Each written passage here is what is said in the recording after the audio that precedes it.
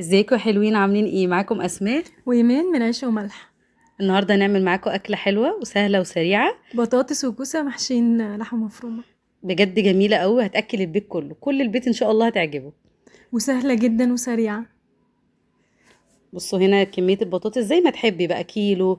احنا هنا كيلو بطاطس وكيلو كوسه. أهم حاجة بس البطاطسية متبقاش كبيرة. كوسه وهي هتقوريها وهي نيه، هتقشريها وتقوريها كده. تاخدي بالك بس عشان ما تتفتحش منك. التقوير بتاع البطاطس طبعا ما نرميهوش، هنحطه تحت في الصينيه، مش هنرمي حاجه طبعا. كميه وتقوير الكوسة كمان برضه هتحطيه في الصينية من تحت. انا ما حطيتوش. ماشي. مكنتش واقفة معاها للأسف. هنا نحط البصل.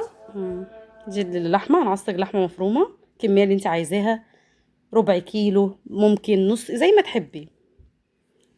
نضرب البصل. كميه البصل بتاعتنا زودي شويه في كميه البصل، ولو عندك جزر يا ريت تبشري جزرايه، بتديها طعم حلو. اه، وبتزود كميه اللحمه، بس للاسف انا ما كانش عندي جزر. والفلفل الرومي طبعا معاه. نزلنا هنا بالبصل. أحسن حطينا حاجة له. في البصل الفترة دي إن هو رخيص، مم. تقدري تخزنيه. انا هنا حطيت بصل احمر وابيض في حته زبده. ما خليتهاش تدبل قوي، عشان انا عامله حسابي ان اللحمه هنا عندي ما كانتش فكه، كانت كانت مجمده. مجمدة. فلما تكون اللحمه مجمده ما تحطيش اللحمه فكه ما تزوديش البصل كتير يعني على النار. اللحمه اهي كمان بعد ما فكت. فلفل. فلفل رومي، لو انت حابه حراق حطي، احنا ما بنحطش حراق عشان عندنا اطفال. وبالاخص ايمان اه، تاكلش حراق. مش انتي الشاطرة. فلفل اسود، هنا هي التوابل بتاعتنا، فلفل اسود ورشه قرفه خفيفه جدا. بتدي ريحه حلوه في اللحمه بصراحه. اصلا القرفة دي صديقة اللحمة المفرومة. بصوا رشه بسيطه بس بتديها ريحه حلوه. هنعمل هنا الصلصه. الصلصة. حطيت حته زبده وشويه زيت صغيرين. عشان الصلصه. دي التوم.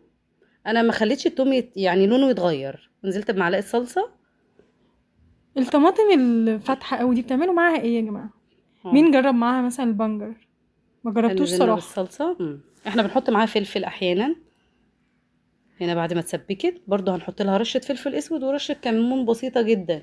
والملح بتاعنا، ومفيش اي حاجه تانية بحطها عليها. ورشه الملح طبعا البسيطه، وطبعا في البدايه خالص رشه السكر عشان الحموضه.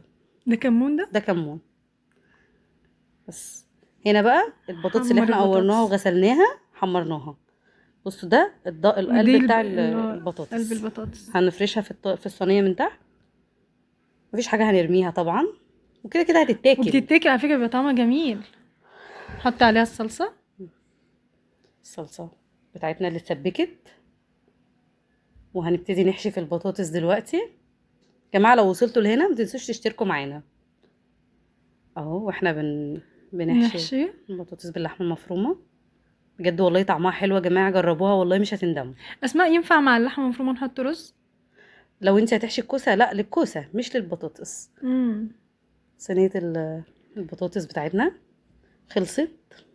تحفة هنا وعجبت الولاد جدا. هنا الكوسه حطيت بصلايه بس كده من تحت الصينيه، ومعاها شويه فلفل اسود.